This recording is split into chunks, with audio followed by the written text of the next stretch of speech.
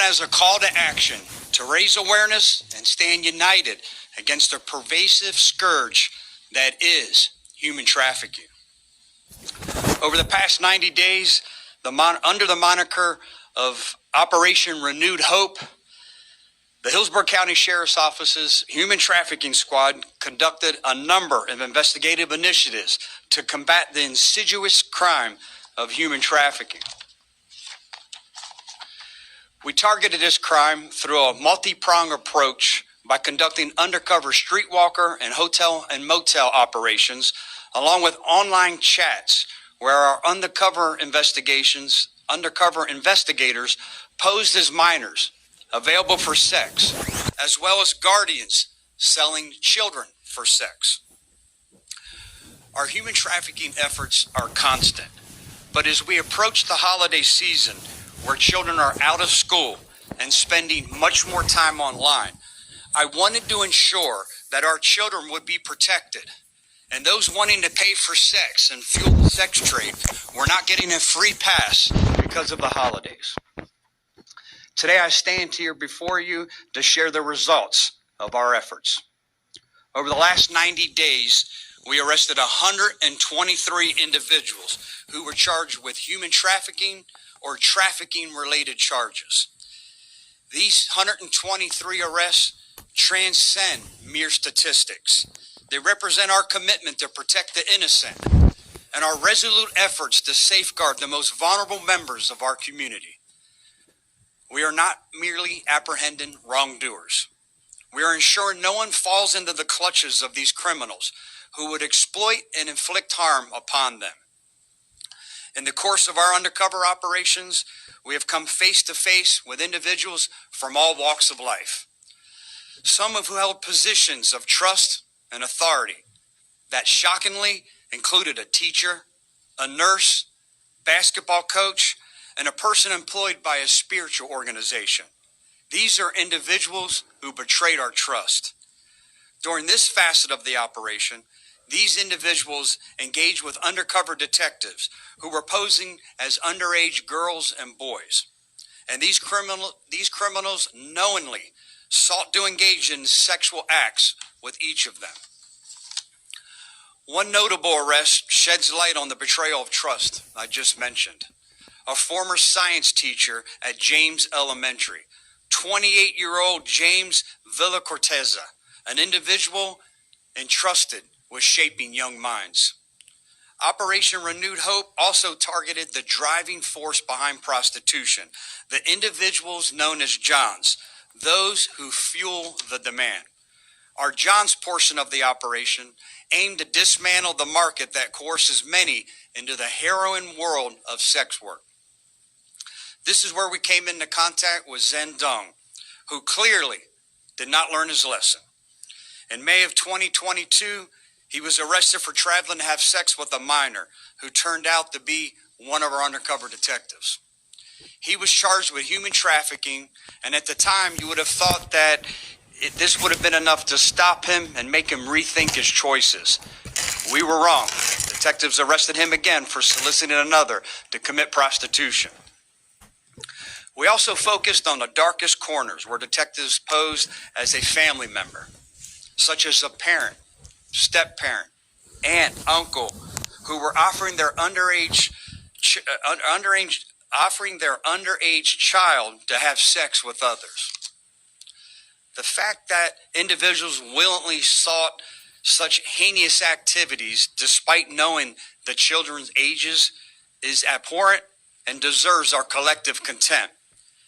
Perhaps the most alarming trend our detectives observed was the possession of firearms by some of these individuals.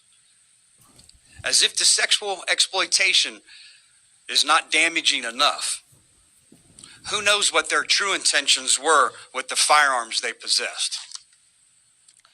To our dedicated team, I extend my deepest gratitude. Thank you for serving as the shield that protects our community from the unimaginable consequences that could unfold if not for your efforts. Since we created the Human Trafficking Unit in 2021, these men and women have arrested more than 600 individuals who fuel the demand for human trafficking. Even more important, we have rescued 28 victims from the grasp of human trafficking. That's 28 individuals whose lives were quite possibly saved.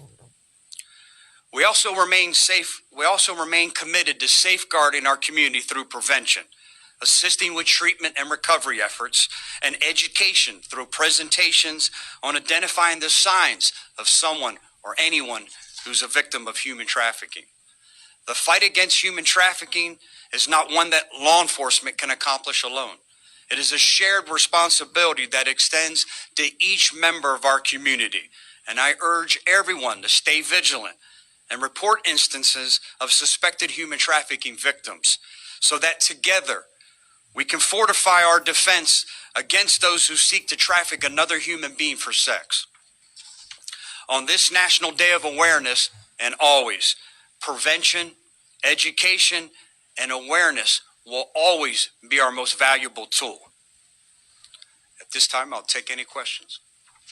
Hi, Sharon. Hi. Tell me a little bit about the victims, specifically with Operation Renewed Hope. Are some of them foster children?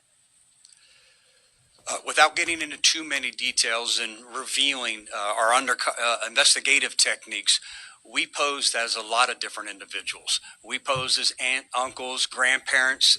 We would pose as step parents, saying that, hey, we have a 10-year-old, 11-year-old, a 12-year-old that we're willing and it's available for sex acts. These individuals, 6 of them that we charged with human trafficking, were individuals who traveled to come have sex with these minors, these young children.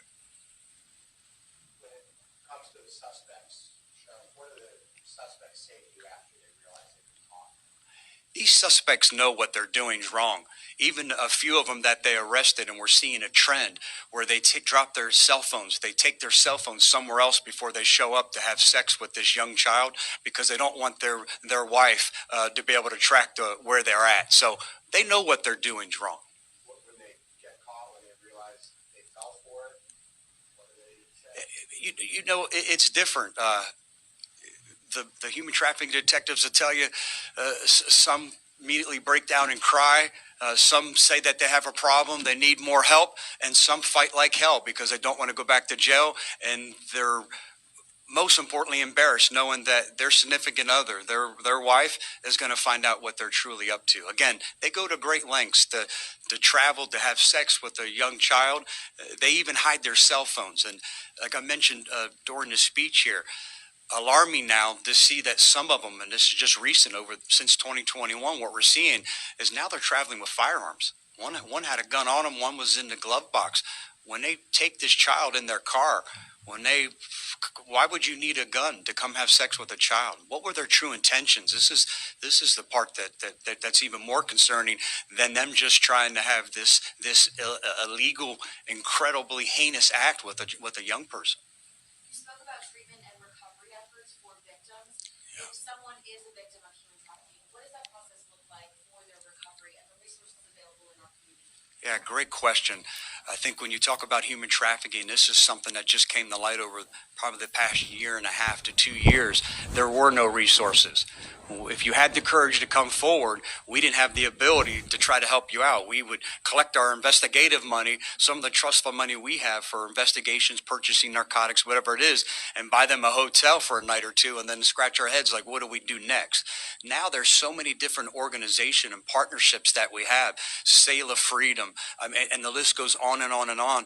They immediately come with us. Matter of fact, they come with us when we do these different, if we're targeting prostitutes that are coming trying to free them from the sex trade, if we're targeting the Johns, whatever the case and scenario may be, these non-government entities are with us. They don't want to talk to law enforcement. They want to talk to someone that they can trust. Well, it's been extremely productive when someone who works at this organization comes and says, that used to be me. You used to be me. If you have the courage to take that first step forward. If you're courageous enough, we can get you the help. And they're getting them that respite care. A lot of them are dope sick because they have them addicted at such high levels. The minute that they start to become sober, they get so sick. So they'll do anything to keep that high, because I can only imagine what the physical trauma is when you're going through those type of symptoms. So we work hard. We work well. We have some phenomenal partnerships in the Tampa Bay area. For anyone out there that's a victim of human trafficking, there is help available. It's as simple as making a phone call.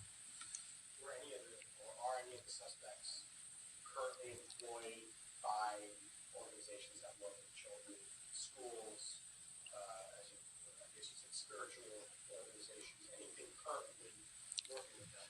Well, I would hope that they're not after this.